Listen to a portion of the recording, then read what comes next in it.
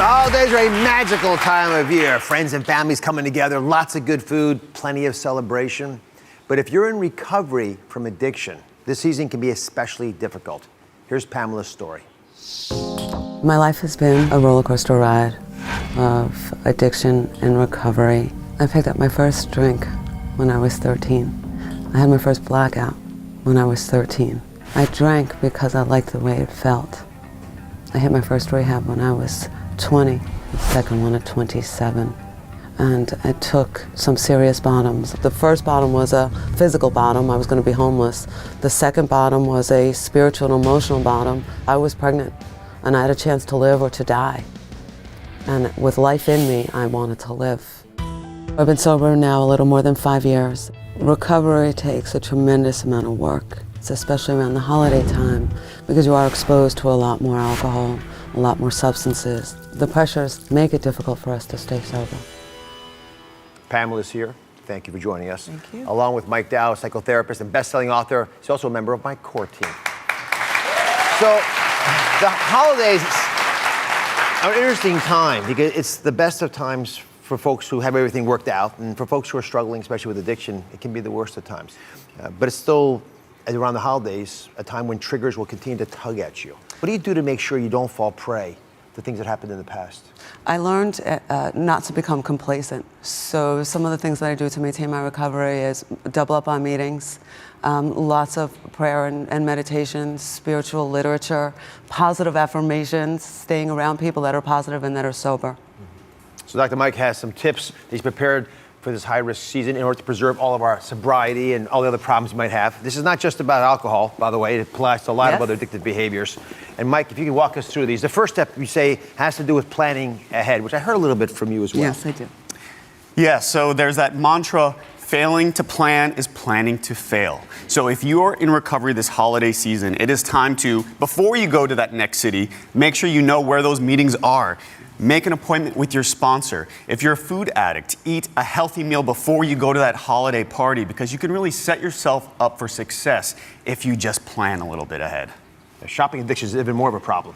That too. Second, you have to actually add to your life. Not taking away all the time, because it's the holidays, right? You have to add to it. Yeah, so this is called behavioral replacement therapy. One of the things that I do, I travel a lot, is I have one of my favorite yoga classes on my iPhone, so I can actually listen to it and just do yoga in my hotel room. So it's about adding to your life. What are the healthy activities, the behaviors, the foods that you can add to your life so that when you have those holiday stresses, hungry, angry, lonely, tired, which a lot of addicts feel around the holidays, you have those healthy go-to behaviors. And I would suggest that every person in recovery have a list of 5 or 6 things you are going to do when you're at home with your family or you're stressed out and lonely, you can go to make you feel a little bit better. So what did you add to your life? I added good friends, lots of meetings. I do a lot of service work as well with families who are in recovery, whether it's their family member or themselves in recovery. Thank you for doing that. You know, it's interesting, when you give, you get, which I know we all say, but it's the only time, paradoxically, you think you'd be less when you give away. It does the opposite, especially this time of year. And the final tip, I think it's a really important one, is practice loving kindness meditation. That seems really woo-woo, but I want you to break it down so folks know what you mean. Yeah, absolutely. And I'm going to give you a little express one, Pamela. Thank you. Will you do it for me, I will Pamela? do it for you. Okay, I want you to close your eyes, and I want you to picture somebody who's in your support system, who you love, who you find it really easy to love. Do you see that person? I do. Okay, now I want you to feel loving kindness from your heart. Do you feel that? I do. Okay, now I want you to picture somebody in your family or somebody who is sort of difficult to love at times. And maybe this is a person you're going to see around the holidays. Do you see that person? I do. Okay, now I want you, with the same intensity, to send them that loving kindness. Do you feel that? Yes. And then finally, that third step, now I want you to picture yourself. And all that loving kindness you sent that person who's easy to love or difficult to love, I want you to send that to yourself. Do you feel that? I do. Now open your eyes. What did that do for you? It gave me a pause to breathe, to hear the kind words and the loving and gentleness of what you were expressing, so that I didn't feel overwhelmed. And it calms my mind, it calms my heart. And if you did that, do you think it'd be a little bit easier when you walked into that holiday party and maybe there's a family member who's difficult to deal with? Absolutely. Great. Absolutely. Thank you. Glad to hear that. Thanks for sharing your story. Dr. Dow, it's always fantastic being here. His new book, The Brain Fog Fix, is available in stores now. When we come back, the National Night of Conversation. It's about addiction and where we go from here. Stay with us.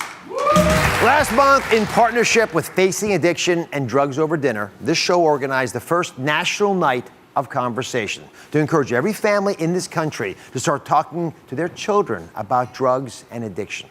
This conversation is critical because research shows that kids who learn about the risks of drugs at home are 50% less likely to use drugs and drink alcohol. November 19th, a very special night of conversation. I asked families all around the country to sit down together for a heart-to-heart talk about drugs. The response was tremendous and inspiring. What it did for our family is open the lines of communication. I learned a lot of great things about them. We discovered that they are still being exposed to this type of drug activity in schools. It was a huge success. Listening, learning, a wonderful night of connecting. 9 times out of 10, addiction starts in the teen years. So that's when prevention can have the biggest impact. And that's why I spent the night of November 19th talking to New Jersey high school students about addiction. At one point, giving them the opportunity to find out where addiction begins, in the human brain. So how would you describe this? Weird. Weird. All right. All joking aside, I wanted these kids to understand that addiction is a chronic disease of the brain, not a moral failing. You know, people often judge others who are addicted because they see them at their worst. But the fact of the matter is, it's like seeing someone who's got a broken leg not run fast. All it means is their leg was broken, they couldn't run fast. Conversations about addiction were also had in houses of worship. Your stories are important, and I want to thank you for sharing. Including the new church in Bernathen, Pennsylvania. Thousands of you participated in the National Night of Conversation, ultimately helping to spread this extremely important message to more than 20 million people. To celebrate the conversations families had, I asked them to post pictures of their empty plates on social media. The National Night of Conversation had the backing and the support of the Surgeon General, members of the Senate, the White House Office of Drug Policy, and the press, including the Houston Chronicle, the New Jersey Star-Ledger, and the Huffington Post, as well as health organizations all across the nation. Now we're poised to make these conversations an ongoing event, with my home state of New Jersey leading the way, introducing a bill to make November 19th an annual night of conversation.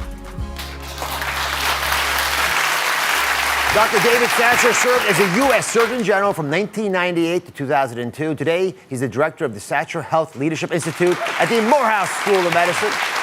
It is a great honor of my life to have you on the show. And I just want to brag 1 second about Dr. Satcher. You wrote me this letter in April 10th. You may recognize it. That's true.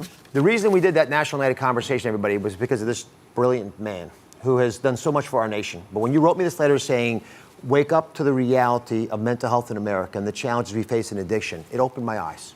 So your foresight made all this possible. So what do you think about the results of your national night, our National Night of Conversation? Well, first, congratulations to you. I wrote you the letter, but you did it. And I'm very encouraged. I think at the Satcher Health Leadership Institute, we like to say that ultimately parents are the most important leaders, they're the most important teachers. So starting a conversation between parents and their children about something as important, something as serious as addiction is a major step forward. So there's a battle that's raging in America now about what addiction really is. Is it a chronic brain condition that is a medical issue, or is it a criminal pathology that requires law enforcement? Where do you land on that? Well, in our report on mental health, we pointed out that just as things go wrong with the heart, the lungs, the kidneys, and the liver, things go wrong with the brain. So it is definitely a disease, and it deserves the same kind of attention. So I'm going to quote you. I've got two important quotes from you. The first one is a quote from 16 years ago. And this is, by the way, when Dr. Satcher was Surgeon General, he made a big move in this area. You said stigma is the most formidable obstacle to progress in the arena of mental health. This is still a debate. That many years later, even though you broke the ice on it, why is a stigma still such an issue? Because we haven't had the kind of conversation that you are encouraging. That conversation needs to continue, needs to take place in the home, ultimately in the schools. The only way we're going to eliminate stigma is to continue that conversation. We need to open the eyes of people to the reality of addiction, but also the nature of addiction. You know, my grandfather was an alcoholic, and if it had not been for my father's religion, we probably would have grown up in a home with drug addiction. So I was blessed in that sense. But there are many children who suffer because we as a society are looking at this as a crime and not an illness. Let me quote you again. I'm going to quote you quoting Martin Luther King, who, when Dr. Satcher was in medical school at the Morehouse School of Medicine. In college, really. In college. In undergraduate college. Go ahead and tell the story. Why am I telling your story? Well, I was in college at Morehouse from 1959 to 1963. It was the time of civil rights movement, the student movement. Dr. King was co-pastor with his father of Ebenezer Baptist Church. And a group of friends and I, we didn't have cars. We would walk to Ebenezer when we knew that Dr. King was going to preach. 5 miles there and 5 miles back. And I can tell you, I don't regret 1 mile of it. Yeah, and just to be clear, Dr. King was preaching a couple times a month. That's right. Yeah, he was so busy until it was unusual for him to be there more than once or twice a month. So here's the quote. This is, again, Dr. King, but you recorded him at an event that we did at the Abyssinian Church years ago. You wouldn't remember this, but it's the first time. I remember your being there. Yes. So of all the forms of inequality, injustice in healthcare is the most shocking and inhumane. Why that quote? And how is the Leadership Institute that's named after you, appropriately, that you created and founded at the Morehouse School of Medicine, how is that addressing this? Well, number one, I feel very strongly that that's a fact, and that's what's driven me throughout my career, that if we can't provide equity in health care, it is inhumane, it's shocking, and that's where we've been to a great extent in this country. I think our institute is helping that by developing leaders. We're trying to develop leaders who will lead us out of this inequity so that everyone has access to quality health care in this country.